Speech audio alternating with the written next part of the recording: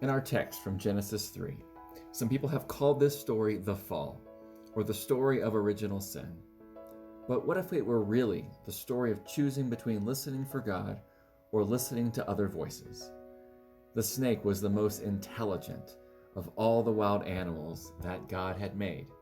And so the snake said to the woman, "Did God really say that you shouldn't eat from any tree in the garden?" So the woman said to the snake, "We may eat of the fruit of the garden's trees, but not the fruit of the tree of life in the middle of the garden. God told us don't eat from it, don't touch it, or you will die." So the snake said to the woman, "You won't die. God knows that on the day you eat from it, you will see clearly, and you will be like God, knowing good and evil."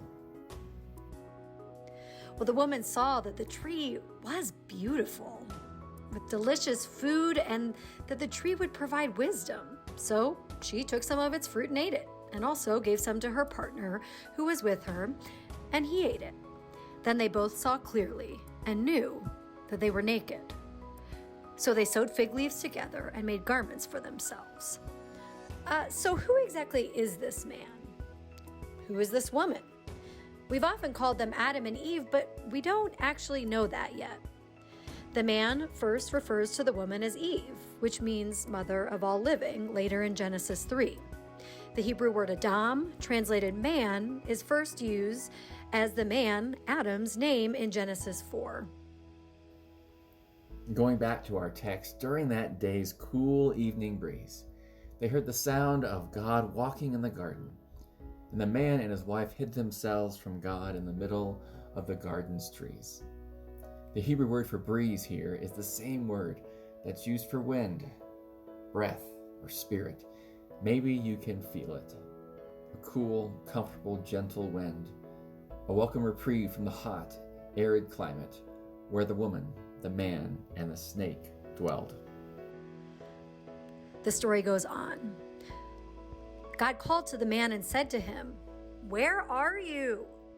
The man replied, "I heard your sound in the garden. I was afraid because I was naked, and I hid myself." Have you ever wondered what God sounds like? The Hebrew word translated as sound also means noise, voice, thunder. Sometimes it's even translated message or proclamation. But what if God also sounds like dry leaves being crushed underfoot? Like the gentle thud of footsteps on firm earth?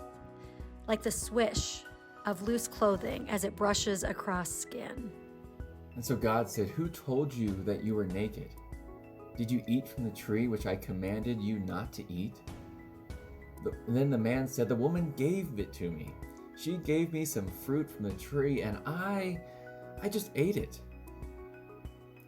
Isn't it easier just to blame someone else and let them take the fall? We do it today. The man knows he is naked because he ate the fruit from the tree, but he places the blame on God for giving him the woman. God said to the woman, "What have you done?" The woman replied, "The snake tricked me, and I ate."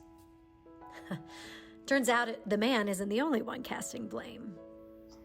And then so God said to the snake, "Because you did this, you are the one cursed. Out of all the farm animals, out of all the wild animals, on your belly you will crawl, the dust you will eat every day of your life. I will put contempt between you and the woman, between your offspring and hers. They will strike your head, but you will strike at their heels." Did you hear it? God curses the serpent, the only animal to be so judged, to crawl upon its belly and to eat dust. Now listen even more closely to the rest of the story. To the woman, God said, "I will make your pregnancy very painful. In pain, you will bear children. You will desire your husband, but he will rule over you."